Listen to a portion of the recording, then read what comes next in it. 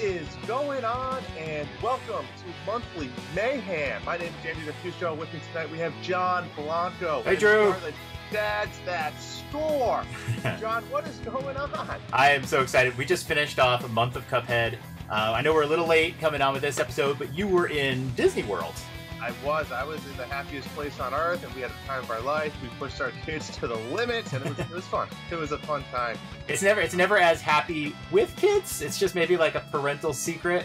I always wanted to go like just alone with my wife, but I'm glad you had a blast. So I can't wait to go back down there myself. Oh yeah, it's definitely a fun place.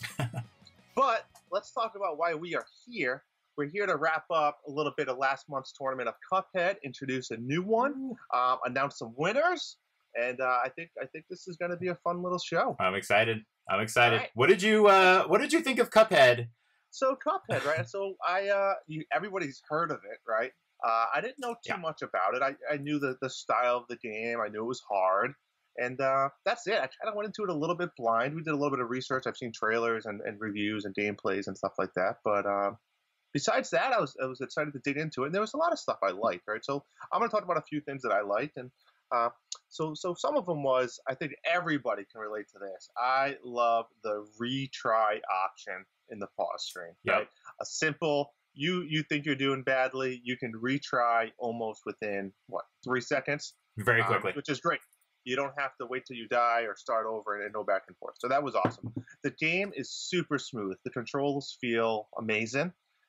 For all of those who have played Gunstar Heroes out on the site of Genesis, similar feel that I liked about it. But if you once you get to the Dice Man levels, then you really knew how it felt like Gunstar Heroes, because there's almost a duplicate level in that game. Oh, is it really? Yeah, it's super fun. Wow. The other cool thing was I think somebody mentioned it on our Discord chat about changing the button layout. And once I did that, it actually helped me significantly. So what did you change them to? I actually changed, which was really weird for people. I changed the shooting button to the left trigger. Okay. To kind of counter with the other side. So it worked out well for me. Now, some of the things that were kind of odd to me, when you used the pea shooter, the pea shooter special was odd because it kind of gives you that pushback, right? Yes. So when you're fighting a boss that's on like jumping platforms and you're maneuvering around, it almost would push you off the platform at times. So you needed to plan accordingly. That happened to me a ton of times in that honeybee boss with the little platforms as you're going up. Yep. Oh my gosh, so many times drove me crazy. Agreed. The mausoleum, maybe you could talk me out of it, but I don't see where they fit into the game at all. It didn't make sense to me. I didn't really. I think they could have done something completely different. It was kind of. I mean, like. You obviously had the regular boss levels, you had the shooter levels, and they were trying to give you some breaking it up. They had the run and gun levels as well. The mausoleum to me was sort of like that. I did not die once in any of the mausoleum levels. No. It was not too hard. I can see where people might have found it hard, but I think for the most part, I think people found them easy. It did really teach you parrying. So one reason, how many were there? Like there was like 3 of them.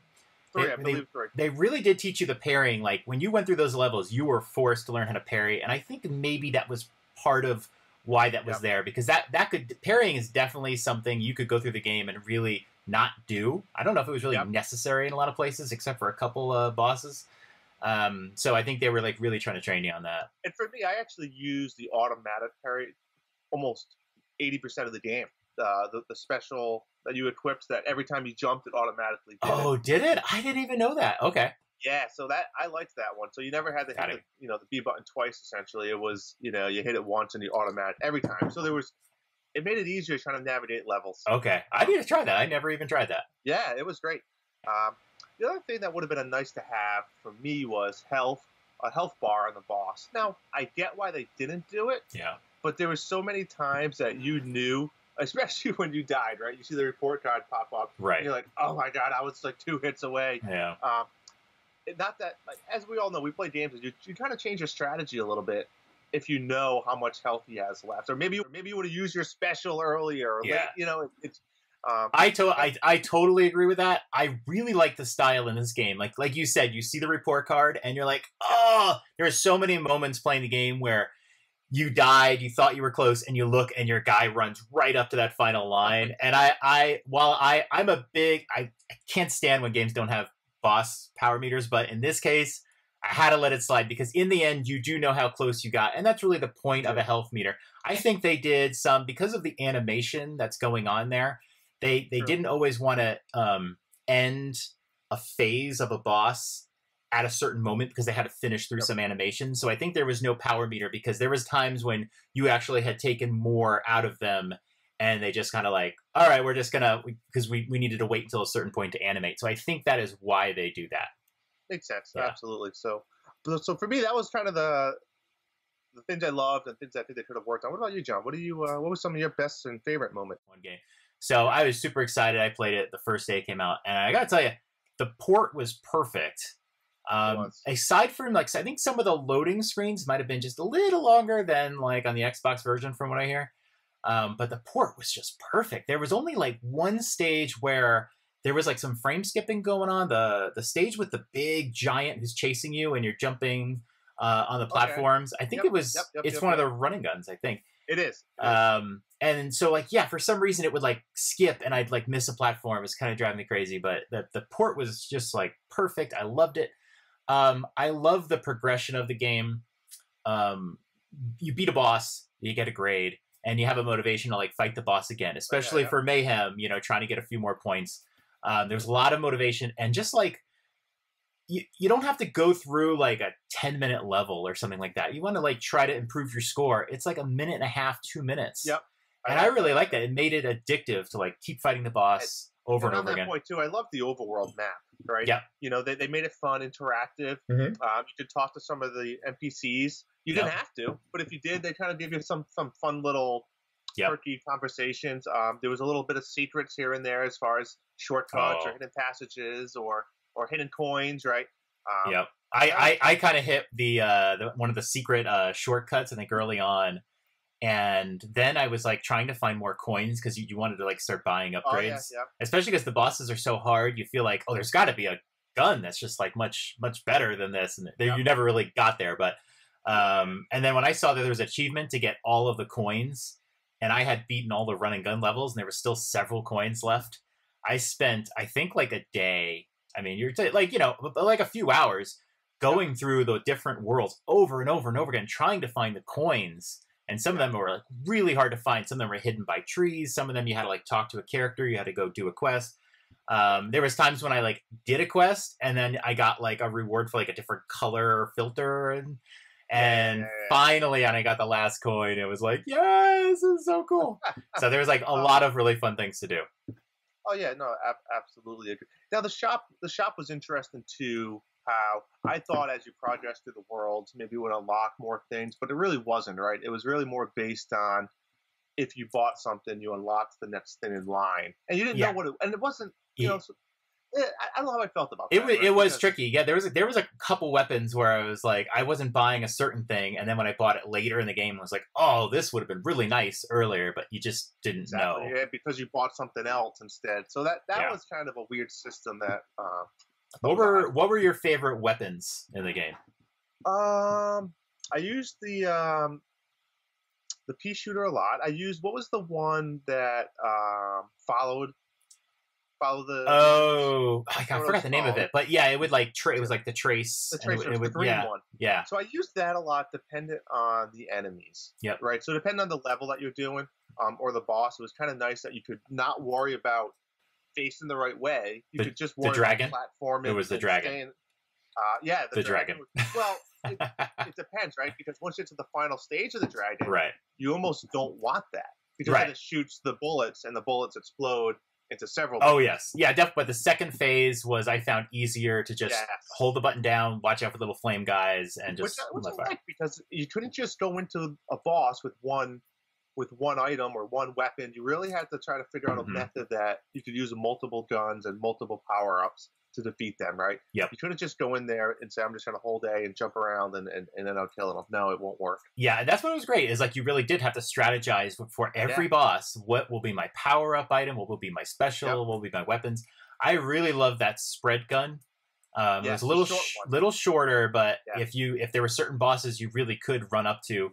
And a lot of people had trouble with the clown. I forget his name at the moment, but there's a clown, and that spread gun really helped because in all 3 of his phases, you could really get really close to him. And like you mentioned, the dragon was my demise. It took me a few days. I had to put the controller and walk away a few times. But at the end of the day, I beat him. I think he was the toughest in the whole game, honestly. And it's funny because you get stuck, right? Like, for example, that was my last boss of the world. You can't move on to the next world and come back and fight. No, you have to defeat all the bosses in that world. Right. Which was interesting, right? There's a lot of games like Mario, especially. You unlock so many coins, and then you go to the next world. Even if you don't beat all the levels, it's okay. You can move on to the next world. Yeah. This game is not like that. You have to beat everything before you can move on. Yeah, I mean, there's definitely some bosses you can skip, but some were mandatory. I wasn't against it because I really wanted to fight all the bosses. Yep. A game like Mario Odyssey was very easy. The coin... The requirements for the coins were so small. A lot of people found the game easy, but maybe they could have bumped that up a little bit so people didn't feel like, they beat the game. So this game, even if you skipped bosses, man, you had to earn beating this game. So I think, they did a lot of different, now that we talk about it, they did a lot of things different that we don't see in a ton of games.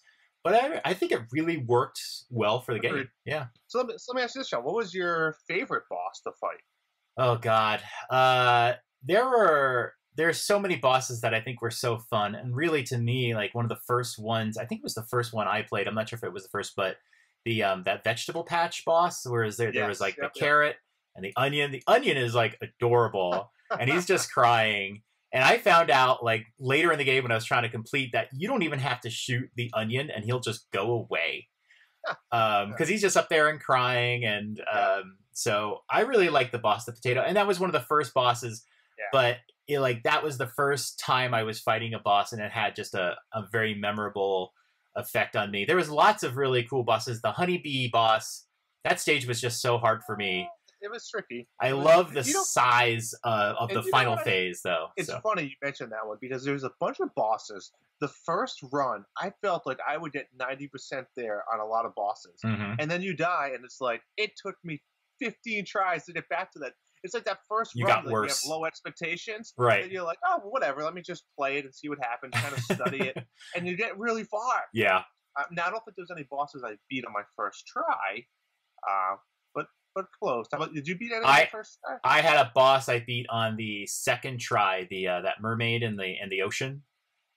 She's kind of like an iconic boss, and I beat her on the second try, and I shouted. I was in the room with my family, and I had my headphones on. I was like, second try! It was like, oh, it was awesome. But most of them took a while. Yeah, absolutely. My favorite boss was by far the pirate boss. Return to the ship and stuff. Oh yeah, that one I really enjoyed. He was hard, but he was fun. He was fun. It was fun. Yeah, it was fun. It was a fun challenge rather than an annoying challenge. Exactly.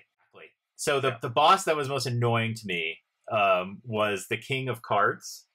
And if you haven't gotten to the King of Cards, spoiler, but so the King of Cards, there's like a roulette table, and you have to roll the die. First of all, you have to get really good at understanding how the die works, because I got to a point where I could figure out exactly what number I wanted. Yep. But if I had to do it randomly, there was a couple of bosses. There was a roulette dancer girl that would just destroy me. Oh yeah. Because you really needed that power up to zap through. But I didn't want to go in with that. I wanted to go in with one of my heart power-ups. So I had to make sure I avoided her space. And then the first time I beat the King of Cards, I was like, yes! And it was 1:30 in the morning or something. I was on the floor of my office. It was right here. And I beat him, and I was so excited. And then I looked down, and the cards were coming at you. The cards are coming at you. Oh, yeah.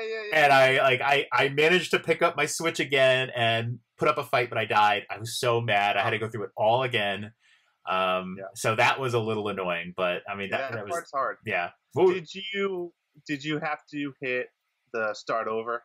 I did. I landed on it once. Yeah, 1 or in the morning or whatever it was. 4 roll. You have the roll in time. Now it does get faster, I think, as you get further. It was just me. I think it was just you. I think it was the same, but I tell you, when you have the ability to roll start over, you can feel it. You can feel the pressure coming on, and that got to me. Absolutely. Yeah. And what about the final boss? What did you think about the devil? I think it was okay. I think it was the perfect challenge. Probably not the hardest boss. I don't think. No, it wasn't. Definitely had some tricky elements. Screen, though, there's a lot going on.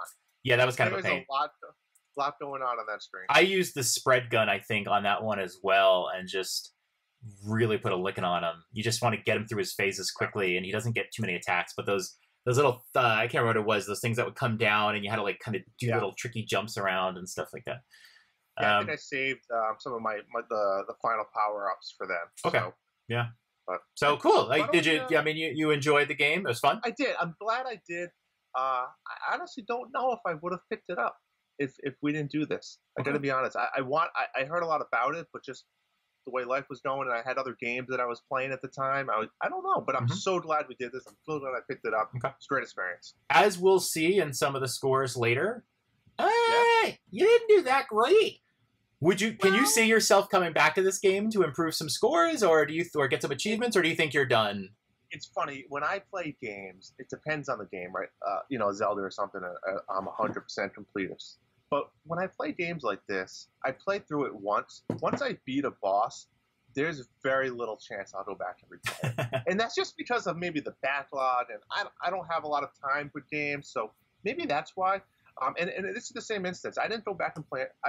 Well, let me rephrase that. I went back and played one run-and-done level because I wanted to try the pacifist route. And I did. Those were fun. But I said, let me just try it. I'm doing a show on it. Let me at least try it and say I did it. So I did. So all my scores were first-time go-throughs. I never went back and played it again. So I probably could have improved it, yes. But I don't know. Yeah. I love the game. I didn't love it enough to go back and go through that headache again. Okay. Let's see. We asked the group like what they thought of the game. Yeah. Let's just take a look here at what others said. So Brian was someone we had to like convince to get the game, but he did. Yes. He said charming game, but was a bit different than what I expected. The grueling challenge wore on me quickly and lost its appeal. Spent more time being frustrated than having fun, so I doubt I'll be itching to go back to it anytime soon. It's not a bad game, just not for me. So. Yep. But you know what, Brian, you gave it a shot, and hopefully you enjoyed some of the visuals and stuff, and that's really kind of the magic of this. Bald Seagull, who's one of our newest patrons. I don't remember him competing in the other tournaments, so that's cool. He jumped in on this one. Biggest surprise was how much my 2- and 4-year-old enjoyed watching it. They caught me playing one time and loved Mugman for some reason.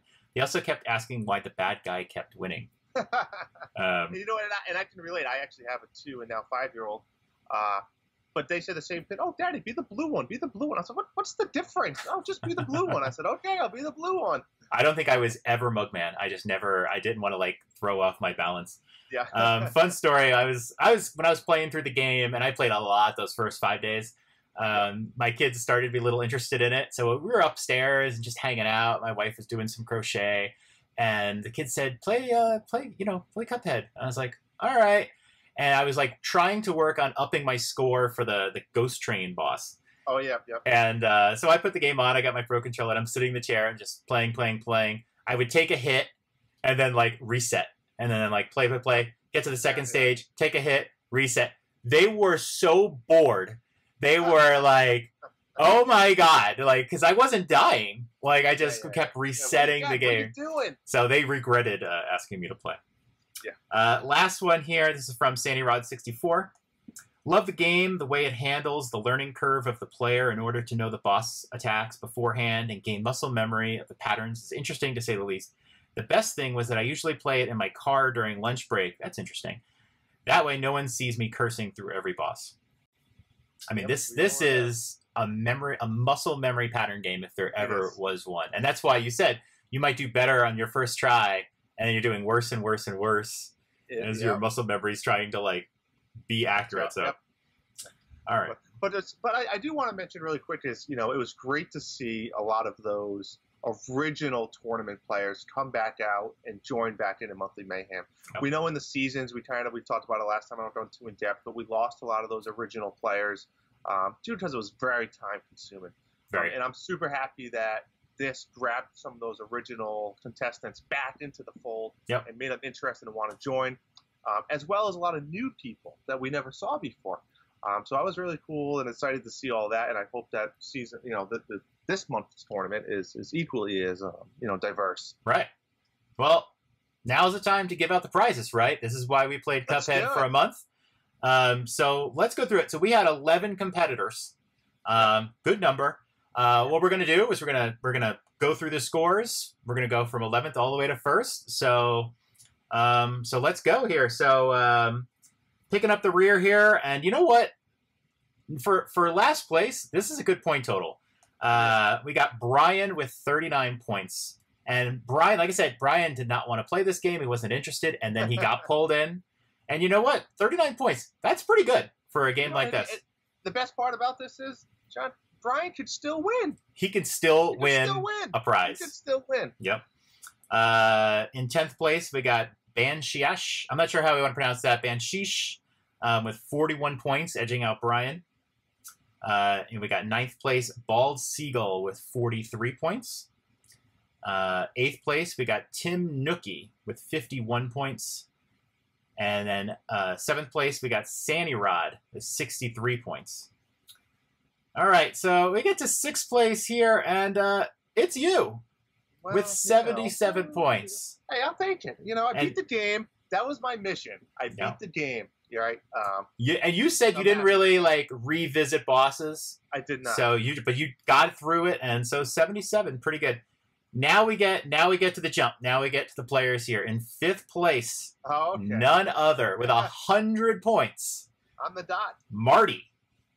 Well done, Marty. An actual Nintendo dad. So Marty, really good job. And I know his son was playing it and doing pretty well too. So I got to imagine now the top 5 people are people that all played the game, beat the game, and then revisited the game. Yes. To try to up their scores. You would have to, because a lot of times the first time you beat a boss, you're going to get a C or a B or maybe even a D.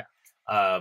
But you have to play through to really get an A. I very rarely got an A on the first boss. I can't even think of any situation where I did. So, all right, 4th place with 110 points is Abe or Abe. I'm not sure how we're going to pronounce that. We'll check in with the group. 110. Edged out in 3rd place, Sir Nick with 114 points. Great show. So congratulations, Sir Nick. Yeah. All right, 2nd place with 116 points. It's me! Woo! 2nd place, John. Not good enough. That should get you a goose egg reward. It could be. It's really the worst place to be. Because you don't win the 1st place prize, and then you're it's like an NBA lottery. You're on the hook to be embarrassed because you had the most lottery balls. But I will say, I think I submitted my score on day 6. No, maybe it was a little bit later, but I kind of played most of this time, through the first 5 days. I played it a ton. I submitted my scores. I think it was the first person to submit my full scores. And I got to tell you, I don't think those scores changed one bit. I tried getting more S ranks. I tried just in the first world. I could not improve my score one time. And I think I played another 5 to 10 hours. I could not. And then our 1st place winner submitted their score, and I was like, I can't do it. So 1st place with 130 points, a clear 14 points ahead of my score at 2nd place, the Mole, the 3rd strongest mole. So that is almost, it was 3 scores shy of a perfect score. He had a lot of S ranks. He had all the achievements, all the P's, and there were some bosses where he didn't have the S ranks, but he did have A's as a minimum. He got S ranks against the King of Cards and the Devil as well. So good. Well, shout out to the 3rd strongest mole. Well done, buddy. Congrats, man. We know you're an avid, strong video gamer, as we can see in some of the past tournaments, and congratulations to you.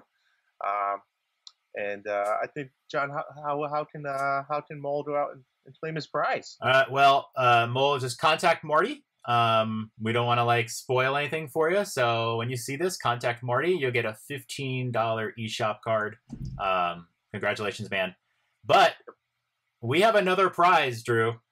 We do, and that is that's why I love Monthly Mayhem, because any of the other 10 people could win a $10, right? So you have a 1 in 10 chance. So essentially, maybe a little bit less because based on the rankings, but you still have a chance, right? Anybody has a chance. Still a chance. So I'm going to bring this up right here. Here's our screen. So what you're going to see right now is this is all of the winners in order. And so just to clarify, in case, this is our first time through, so I'm a little nervous. I hope this all works out. So for each point that you score, you get a number of lottery balls. And you can see here, I have lottery balls 1 through 116, and Sir Nick has 117 through 230, and all the way down. So the more points you scored, the more, balls you have. And the way we're going to do this is we're going to pick a random number between 1 and 754. And depending on where that number falls in the range, we'll declare our winner. Now, before we do this, Marty is not eligible, but I do have him there just to see if he would have won. So I'm gonna hit generate, and we're gonna see who won, and that person's gonna win a $10 eShop prize. Ooh. Are you ready, Drew? Let's do it. I'm ready. All right. Drew can't see this, by the way, guys. So click and generate, and the winner is me. Number 88 has come up, and all my lottery balls are worth it. I'm so happy. It is a scam, folks. Don't listen to him. Lucky number 88. So there you go. We didn't get the upset this time, but hey, all the work was worth it. I will accept my prize. Just for fun, let's do another one. Let's just see what would have happened. 568. Look at that. Sandy Rod 64 would have won. Let's do one more. 723. Look at that. Brian would have won with the least number of lottery balls on the third try. I don't know. That's crazy. I can't wait to see a time when we do that and some person with like 10 lottery balls just takes it. Me too. That's the point of this, right? It's So that wraps up Cuphead. So I guess what should we do now? I think we should introduce the next Monthly Mayhem game. There's another one. There's going to be more. They're going to continue to evolve. Now, before we even introduce, I want to say we try to stay current with newer games that everybody would play otherwise if we weren't here. This month was a bit slow. So instead of trying to find something, because there really wasn't too much, we decided to kind of go the opposite direction and say, well, let's find a game that's a little bit cheaper, that's kind of an indie game, but yet still supposed to be really good based on reviews and stuff. So that's kind of how we did it, right? Yep. And I think without further, let's do it. Let's introduce it. Oh my God, here it comes.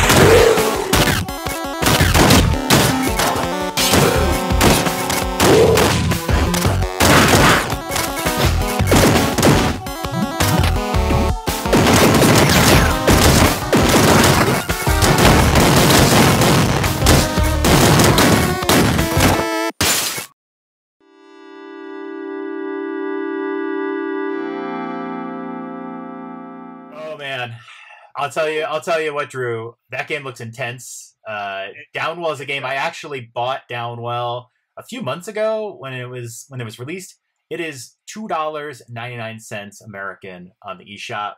So like you said, we wanted to pick a game that was very accessible from a cost point of view.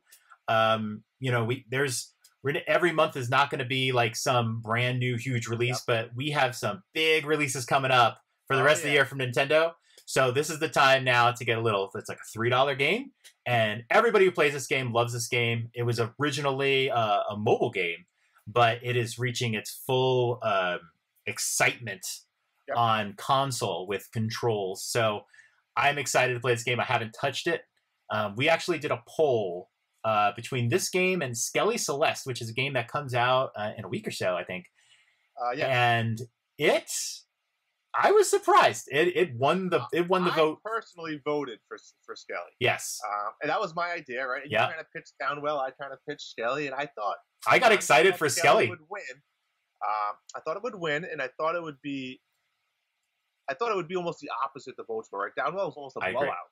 Downwell wanted a blowout, and I actually was interested in Skelly when we were like taking a look at it. It had a lot of like what you were saying, like Enter the Gungeon. Yeah, Downwell. I think at the price, and the reviews and everything, and it's available right now. I think it's gonna be an exciting one. It's a different game, totally different genre from Cuphead. I'm excited to play it. Yep. And again, this is going to be all based on, we'll get to in a second, but it's just going to kind of like Cuphead, how far can you get? And it's going to be you versus yourself, right? Yeah. So let's get into that. Yeah. So this is a roguelike, and roguelikes are getting popular. So basically you play as Weltaro, and you are diving, as you can see, diving down a well, shooting. I've heard it compared to like Bayonetta, where you have like gun boots. So I love Bayonetta. Oh, here, that's it. But comes out by John Pitson. It is a vertical shooter, which is pretty unusual. Most vertical shooters go up. This one is you are going down the well. There are 4 stages. Each stage is split up into 3 levels, and at the end of each level, and this is my favorite part, at the end of each level, you get to pick a permanent power up for your character. So you're going to go down that first well just bare bones, and you're going to pick up something, and you're like, oh, cool. And then the second one, or the third one. And then, as you get halfway through this game, you're going to be like, I am the universe. But then you die, and you'll have to start all over from the beginning. And maybe you go with different, upgrades. So this is going to be an interesting game. The upgrades are not permanent between your runs. These upgrades are per run. So you might start to figure out which upgrades are, best for you. So I'm really excited about this one. Like I said, it's $2.99 on the eShop. Give it a chance. And it's going to be fun. It's got great reviews. Give it a go. So now there's 4 stages, 3 levels each, and then a final boss. So Drew, what's the scoring rules going to be for this game? I'll tell you what. I'm a nice guy. Put it up. So here's what I'm going to do. If you just buy this game and you take a picture of it on your eShop, on your Switch, I'll give you 1 point. I'm going to give you a point. So generous. Just for buying the game. Hey, you only need 1 lottery ball to win, right? But if you decide you want to play it, like John said, there's 4 levels. So the first one, we're going to give you 10 points if you beat the Caverns. The Caverns is the first level, right? And now again, each level has 3 sub-levels. So if you beat all of the Caverns, you get 10 points. Now, the next 3 levels are called the Catacombs. If you beat all of the Catacombs, we're going to give you 25 points. Now, it's not additional. It's 25 points total. So if you get from start through the Catacombs, you're qualified for 25 lottery balls. The next one is 50 points for getting past the Aquifer. Aquifer. So 50 points for getting past that one. And then the last set of levels is called the Limbo, and we'll give you 75 points for getting past those. Now, if you get past all of those levels, you unlock the final boss, and if you beat the final boss, we will give you 100 points. So technically, if you beat the game, you will get 100 points. I can't wait to see what this final boss is, because we try to go into this blind, and I'm really curious, based on the game, like what the final boss is. I'm curious. Now, just like we did last tournament, last month, we're going to introduce additional points for achievements, right? So you get 3 additional points for every achievement unlocked. So again, as we always say, the more points, better chance of winning. But as we know, it only takes 1 point to actually win.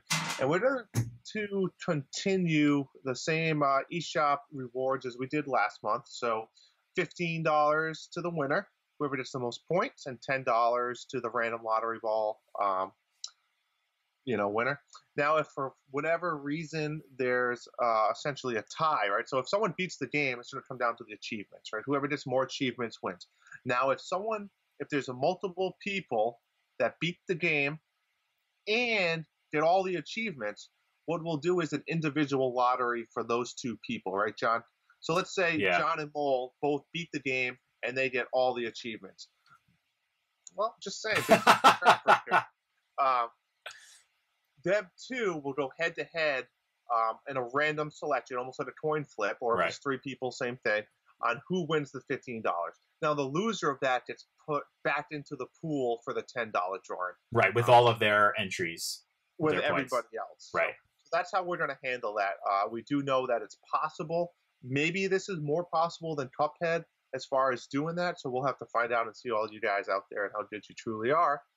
But that's going to be the point system. I think it's pretty clear. Yeah. We have the scoring sheet here that John's going to show. I'm going to share it with everybody, so that's going to help it there as well. Yep.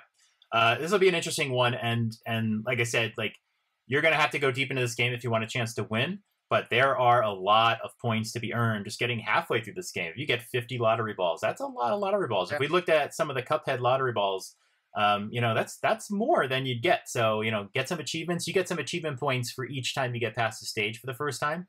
So really, if you get 50 points by getting through 2 stages, you got 56 points right there. So this is going to be an interesting one.